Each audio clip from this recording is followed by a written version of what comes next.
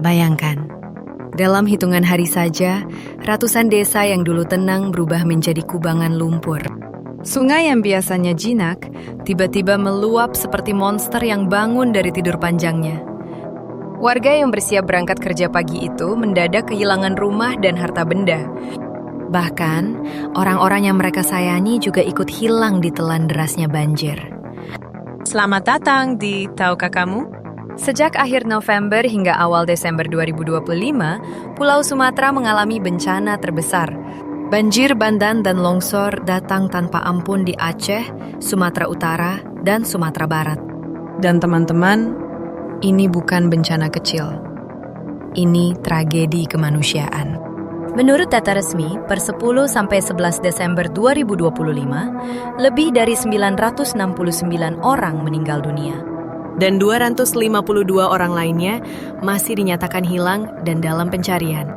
Hampir 900.000 jiwa terpaksa mengungsi, meninggalkan rumah yang tenggelam atau tertimbun lumpur. Infrastruktur lumpuh, jalan, jembatan, hingga listrik banyak yang putus total. Terutama di Aceh, yang sampai hari ini masih berjuang memulihkan aliran energi listrik. Di pengungsian, situasinya lebih berat. Banyak korban mulai terserang penyakit, mulai dari diare, demam, infeksi kulit, sementara fasilitas medis kewalahan. Namun yang bikin kita terdiam adalah akar masalahnya. Curah hujan ekstrim memang pemicu, tapi para ahli menegaskan, kerusakan lingkungan memperparah bencana ini. Deforestasi, alih fungsi lahan, dan lemahnya tata ruang membuat bencana meledak. Dengan kata lain, ini bukan hanya bencana alam, ini bencana yang diperparah oleh ulah manusia. Di banyak daerah, warga harus berjalan di atas tumpukan kayu dan lumpur. Lumpur setinggi pinggang, dan sisa-sisa rumah untuk mencapai posko bantuan. Anak-anak terpisah dari orang tua. Banyak keluarga mencari anggota yang hilang. Satu pesan muncul jelas, Sumatera sedang menangis. Dan kita semua harus mendengarnya. Teman-teman, setelah kita melihat gambaran besarnya, sekarang kita masuk ke pertanyaan yang bikin merinding. Bagaimana semua ini bisa terjadi begitu cepat? Pada akhir November hingga awal Desember 2025, cuaca ekstrim mulai terekam di Aceh, Sumatera Utara, dan Sumatera Barat. Hujan deras yang biasanya turun beberapa jam, kali ini tidak berhenti hingga berhari-hari. Stasiun klimatologi melaporkan curah hujan meningkat jauh di atas normal. Kondisi ini hanya muncul sekali dalam beberapa dekade. Dan pada malam yang kelam itu, semuanya berubah. Di Kabupaten Aceh Tenggara, sungai yang selama ini menjadi urat nadi warga, tiba-tiba meluap. Air membawa ranting, balok kayu, bahkan potongan rumah. Dalam hitungan menit, desa-desa yang gelap karena listrik padam tiba-tiba diterjang arus deras. Tidak ada peringatan, tidak ada waktu untuk menyelamatkan barang. Bahkan seringkali tidak ada waktu untuk menyelamatkan diri. Di sisi lain, Sumatera Utara dan Sumatera Barat mengalami hal yang lebih mengerikan, longsor besar. Hujan deras membuat tanah di lereng pegunungan jenuh dan tidak mampu menahan beban. Dalam beberapa video warga terbukti, tebing besar runtuh, menghancurkan jalan, menimbun kendaraan, dan mengubur rumah bersama penghuninya. Dalam satu malam, jalan raya berubah jadi sungai. Selokan berubah jadi arus ganas. Pegunungan berubah jadi dinding lumpur. Lebih dari 890.000 orang mengungsi. Ratusan ribu rumah tergenang atau hilang. Dan setiap daerah melaporkan hal yang sama. Kami tidak siap. Kami tidak pernah membayangkan bisa separah ini. Yang membuat situasi makin mencekam adalah hilangnya akses. Jalan putus, jembatan hanyut, sinyal komunikasi hilang. Tim SAR kesulitan masuk. Banyak desa yang baru bisa dijangkau. Berhari-hari setelah bencana. Teman-teman, inilah saat kita sadar bahwa skala bencana ini bukan sekadar besar, tetapi melampaui kemampuan manusia untuk bereaksi cepat. Dan yang lebih menunjukkan lagi, para ahli menemukan bahwa kerusakan ini bukan semata karena cuaca ekstrim. Di bab berikutnya, kita akan membahas siapa atau apa sebenarnya penyebab utama bencana sebesar ini. Inilah kronologi 10 hari yang mengubah Sumatera. Kisah bencana besar yang menyentuh hati. Bencana besar tidak pernah datang sekaligus. Ia selalu dimulai dari tanda-tanda kecil yang kita abaikan. Curah hujan ekstrim mulai mengguyur Aceh Tenggara hingga Padang Pariaman. Hujan turun tanpa jeda. BMKG mencatat anomali cuaca dengan intensitas di atas 200 mm per hari. Sungai-sungai mulai meluap. Debit sungai di Aceh naik drastis. Desa Bantaran terendam. Lumpur kiriman dari lereng-lereng gundul. Dini hari, longsor besar terjadi di beberapa titik Aceh Tenggara dan Sumbar, menelan jalan serta rumah. Banyak warga tertidur saat tanah bergerak. Rumah roboh, dinding runtuh, dan beberapa desa kini terisolasi. Data pertama menunjukkan puluhan korban tewas.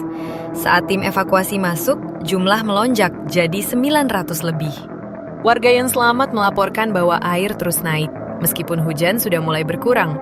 Penyebabnya, sedimentasi sungai, penyempitan, dan hulu gundul. 890.000 orang terpaksa mengungsi. Di tenda pengungsian, krisis baru muncul. Warga menderita diare, infeksi kulit, dan demam tinggi. Listrik padam berhari-hari karena gardu terendam dan jaringan rusak berat. Aceh gelap gulita. Tanpa listrik, warga kesulitan mengisi daya komunikasi, menyimpan makanan, mengakses informasi, dan mengoperasikan fasilitas darurat. Jalur evakuasi dibuka. Helikopter dikerahkan. Logistik airdrop mulai masuk. Namun, tantangannya besar. Ratusan personel bergerak serentak.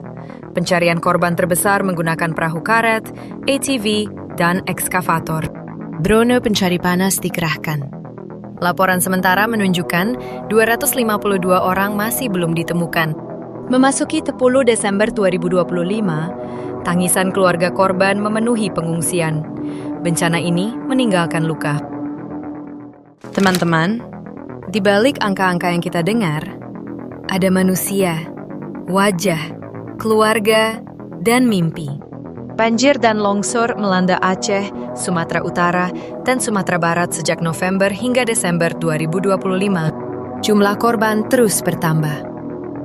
BNPB per 11 Desember 2025, 969 meninggal, 252 masih hilang. Lebih dari 890.000 warga mengungsi ke pos-pos darurat, hampir 1 juta orang. Setara satu kota besar, dipaksa meninggalkan rumahnya hanya dalam hitungan hari. Banyak dari mereka hanya membawa baju. Evakuasi sulit melalui tumpukan kayu banjir. Bahkan berjalan berjam-jam melalui sungai dangkal yang berubah menjadi arus deras. Jalan utama terputus, jembatan ambruk. Desa terisolasi tanpa sinyal, listrik, air bersih.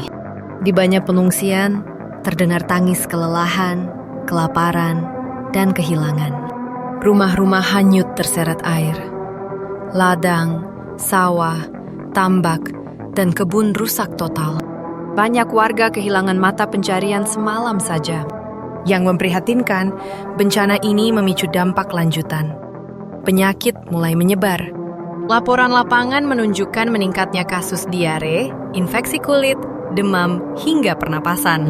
Fasilitas kesehatan tidak berfungsi, kehabisan obat, atau tanpa tenaga medis yang cukup. Ambulans tak bisa lewat, bantuan udara terbatas. Korban dirawat di tenda darurat. Di balik setiap angka, ada cerita yang patah. Ada anak kehilangan ibunya. Suami mencari istrinya dari satu posko ke posko lain. Lansia memeluk selimut basah, menatap puing rumahnya. Pemerintah menyebut ini tragedi kemanusiaan terbesar di Sumatera dalam 1 dekade terakhir. Dan ini baru permulaan. Setelah air surut, pekerjaan terbesar menanti. Membersihkan rumah, mencari korban, membangun ulang desa, menyembuhkan trauma, dan mengembalikan hidup seperti semula, yang entah kapan bisa tercapai. Teman-teman, mengapa bencana di Sumatera dan Aceh begitu dahsyat tahun ini? Apakah ini murni hujan deras? Atau ada sesuatu yang lebih dalam, yang sebenarnya sudah kita abaikan?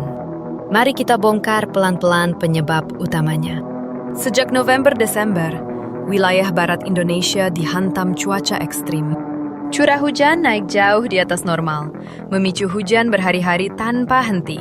Suhu laut barat Sumatera meningkat, memperkuat penguapan dan hujan monsun. Hasilnya, sungai meluap, tanah jenuh, lereng gunung kehilangan kekuatan. Alamiah, ini potensi banjir dan longsor. Tetapi, ada faktor manusia. Inilah bagian paling menyakitkan. Kerusakan terbesar karena ulah manusia. Kita biarkan alam kehilangan tamengnya. Pakar sudah lama memperingatkan, deforestasi besar-besaran di Sumatera. Hutan penyerap air kini hilang. Perbukitan berhutan kini berubah jadi kebun sawit atau permukiman. Bayangkan, hujan ekstrim menghantam wilayah tanpa hutan penyangga. Tanah rapuh, air tak meresap, longsor hanya menunggu waktu. Alam sudah memberi sinyal. Kita saja yang tidak mendengarkan. Cuaca ekstrim bertemu tata ruang lemah, hilamnya hutan, pembangunan tanpa mitigasi. Bukan lagi banjir tahunan, tapi tragedi skala besar yang merenggut nyawa. Hampir 1.000 nyawa melayang. Ratusan ribu kehilangan rumah.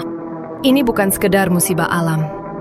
Ini persimpangan tragis antara kekuatan alam dan konsekuensi dari pilihan manusia. Bencana ini mengajarkan hal penting. Alam selalu punya cara menagih apa yang sudah kita rusak.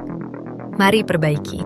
Jika kita tak perbaiki tata ruang, hentikan penggundulan hutan, dan bangun mitigasi, maka tragedi ini bukan yang terakhir. Bertindak sekarang demi masa depan. Sahabat, tahukah kamu? Ketika banjir dan longsor melanda Aceh dan Sumatera dalam beberapa hari terakhir, respon darurat langsung dilakukan. Namun kenyataannya, apa yang terjadi di lapangan jauh lebih berat dibanding apa yang terlihat di berita. Ketika laporan pertama masuk, rumah hanyut, desa terputus, dan ratusan orang belum ditemukan, tim SAR, Basarnas, BNPB, TNI, Polri, relawan lokal bergerak menuju titik bencana. Namun semuanya tidak semudah menurunkan pasukan dan membawa perahu karet. Bayangkan ini. Banyak jalan terputus total karena longsor. Jembatan penghubung antar desa runtuh. Mobil tidak bisa lewat. Bahkan sepeda motor pun tak mampu menembus lumpur tebal. Di beberapa wilayah, petugas harus berjalan kaki berjam-jam, menyusuri hutan, memanjat batang kayu besar yang berserakan, untuk mencapai lokasi pengungsian. Perahu karet yang dibawa pun tidak cukup. Banyak warga terjebak di atap rumah. Menunggu dijemput, air yang deras membuat proses evakuasi sangat berisiko. Bahkan beberapa tim penyelamat kehilangan peralatan karena terseret arus. Di posko pengungsian, masalah lain muncul. Banyak korban tiba dalam keadaan lemah, lapar, basah, dan terluka. Namun persediaan logistik datang terlambat karena akses sulit. Makanan instan, air bersih, selimut, tenda, obat-obatan, semua serba kurang. Banyak anak-anak mulai terserang batuk, demam, dan diare. Para ibu kehilangan akses air bersih untuk memasak. Para lansia berjuang dengan kondisi kesehatan yang memburuk. Di beberapa titik, listrik padam total. Sinyal komunikasi putus. Relawan kesulitan menghubungi posko utama. Bantuan menumpuk di kota, tapi terhambat di perjalanan menuju desa-desa terisolasi. Pemerintah daerah dan pusat mengumumkan status darurat. Helikopter dikerahkan untuk menjatuhkan logistik ke lokasi yang tidak bisa ditembus. Namun cuaca buruk membuat penerbangan sering tertunda. Beberapa relawan menggunakan perahu nelayan, bahkan rakit darurat dari bambu, untuk menjangkau korban. Ada pula warga yang bergerak sendiri, menggunakan tali, papan, dan ban mobil, untuk membantu tetangga mereka. Di tengah kekacauan itu, solidaritas muncul. Orang-orang yang tidak saling kenal, saling menopang. 1 bungkus makanan dibagi untuk 3 keluarga. 1 selimut dipakai bersama anak-anak untuk menghangatkan diri. Respons darurat ini menunjukkan satu hal yang sangat jelas. Ketika bencana sebesar ini datang, kemampuan kita benar-benar diuji. Bukan hanya oleh alam, tetapi oleh kemampuan kita bekerja sama, bergerak cepat, dan tidak menyerah. Bayangkan, Seluruh bencana ini, hampir 1.000 nyawa melayang, ratusan ribu orang kehilangan rumah, desa berubah jadi lautan lumpur. Terjadi hanya dalam beberapa hari. Kita mudah melihat ini sebagai berita, angka, statistik. Padahal bagi para korban, ini adalah dunia mereka yang runtuh. Teman-teman, tragedi banjir dan longsor di Aceh dan Sumatera bukan sekedar ujian alam. Ini adalah peringatan keras bahwa apapun yang kita lakukan pada bumi akan kembali kepada kita. Setiap pohon yang ditebang, setiap bukit yang digunduli, setiap sungai yang disempitkan, semua itu bukan sekedar kegiatan ekonomi. Semua itu menyimpan konsekuensi. Alam selalu memberi tanda, tapi manusia lebih sering memilih tidak peduli. Dan ketika batas kesabaran alam lewat, yang terjadi adalah apa yang kita lihat hari ini. Tragedi ini adalah bukti bahwa manusia dan alam tidak bisa berjalan sendiri-sendiri. Kalau kita merusak alam, maka bencananya akan jatuh kepada manusia paling lemah. Warga desa, anak kecil, orang tua, masyarakat kecil yang tidak punya kekuatan menghentikan kerusakan itu. Dari bencana ini, kita belajar bahwa mitigasi bukan pilihan, tapi keharusan. Peringatan dini, tata ruang, penataan sungai, dan reboisasi bukan sekedar program. Itu penyelamat nyawa. Pembangunan harus memikirkan masa depan. Solidaritas manusia adalah kekuatan terbesar. Ketika satu wilayah jatuh, seluruh Indonesia harus bangkit membantu. Kesadaran lingkungan harus dimulai dari diri sendiri. Karena bencana besar selalu dimulai dari kelalaian-kelalaian kecil. Teman-teman, setelah semua yang kita bahas hari ini, angka korban yang terus bertambah, rumah-rumah yang lenyap, dan keluarga yang kehilangan harapan, kita belajar satu hal penting, bahwa alam selalu memberi tanda, dan setiap tanda adalah panggilan untuk sadar. Bencana di Aceh dan Sumatera bukan sekedar kisah duka, tetapi juga pengingat bahwa kita harus menjaga bumi, seperti kita menjaga rumah sendiri. Karena ketika alam runtuh, manusialah yang lebih dulu merasakan sakitnya. Jika video ini membuka mata kamu, walau hanya sedikit, jangan lupa share video ini ke teman, grup WhatsApp, atau media sosial kamu, supaya semakin banyak orang memahami betapa seriusnya kondisi ini, dan semakin banyak pula yang peduli. Klik tombol subscribe untuk mendukung channel Tahukah Kamu, agar kita bisa terus menghadirkan konten edukasi yang kritis, faktual, dan membuka wawasan. Dan terakhir, mari kita diskusi di kolom komentar. Kamu boleh menyampaikan pendapat, keresahan, atau pengalaman pribadi tentang bencana ini. Suara kamu penting. Kita belajar bersama, peduli bersama, dan semoga bisa mendorong perubahan bersama. Terima kasih sudah menonton. Sampai jumpa di video berikutnya.